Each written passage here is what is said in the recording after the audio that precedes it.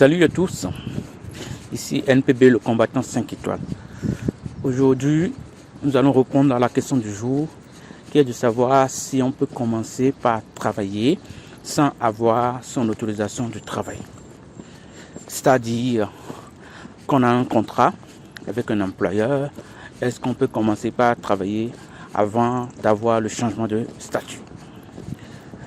À cette question, nous allons d'abord distinguer les cas où un étudiant peut commencer par travailler sans autorisation de travail.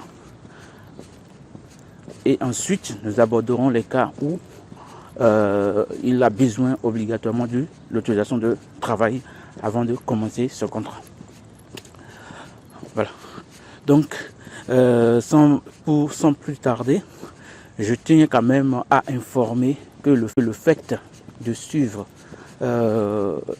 cette vidéo ou la réponse à cette question ne vous empêche pas d'aller toujours sur les sites des plateformes de préfecture de vos différentes résidences et de vérifier ou d'aller leur poser la question directement. Parce que chaque plateforme de préfecture ayant souvent des démarches différentes, même si ils ont des démarches communes, chaque préfecture a parfois des règles qui ne sont pas toujours pareilles. Et donc, cette base étant posée, nous allons directement passer à la question qui est de savoir si on peut commencer par travailler sans autorisation de travail.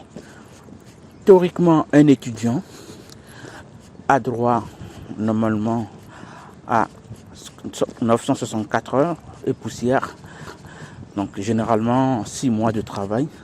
Si durant vos études vous n'avez pas eu à utiliser cette heure, ça veut dire que vous pouvez déjà commencer un CDD de la durée du temps qui vous reste en attendant d'avoir l'autorisation de travail.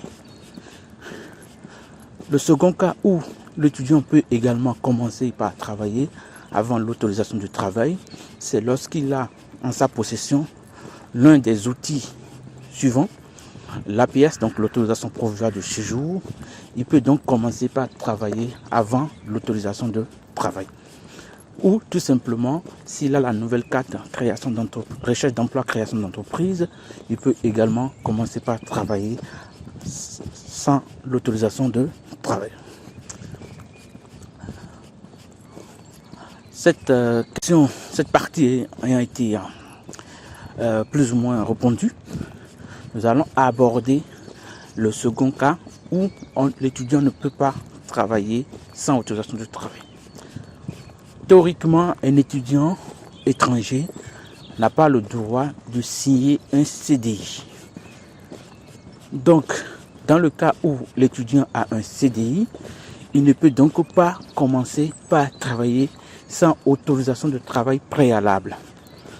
Ce qui l'oblige donc à attendre d'abord l'autorisation de travail, donc en gros le changement de statut, avant de commencer par travailler. Donc dans le cas d'un contrat CDI, un étudiant ne peut pas commencer par travailler sans autorisation de travail. Mais il peut commencer par travailler s'il a un CDD.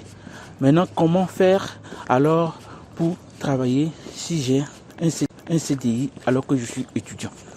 Dans ce cas de figure, la démarche la plus simple serait tout simplement de demander à votre employeur de vous faire un CDD correspondant à la durée du temps qui vous reste et de vous faire une promesse d'embauche, histoire de pouvoir introduire la démarche en même temps que pendant votre CDD. Ce qui fait que à la fin certainement du CDD, si vous restez 2 mois, la démarche aurait déjà évolué, vous aurez déjà l'autorisation de travail et donc vous pourriez déjà commencer par travailler dès que l'autorisation de travail va sortir. L'avantage, c'est que vous n'aurez certainement plus une période d'essai longue à faire pendant la durée du second contrat.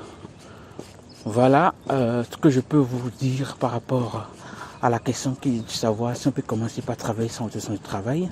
Mais ce que mes réponses sont tout simplement basé sur l'expérience et également les tests juridiques. Je vous invite donc à aller directement sur les préfectures et pouvoir faire vos recherches. Si vous avez des choses à compléter, n'hésitez pas à le faire en commentaire.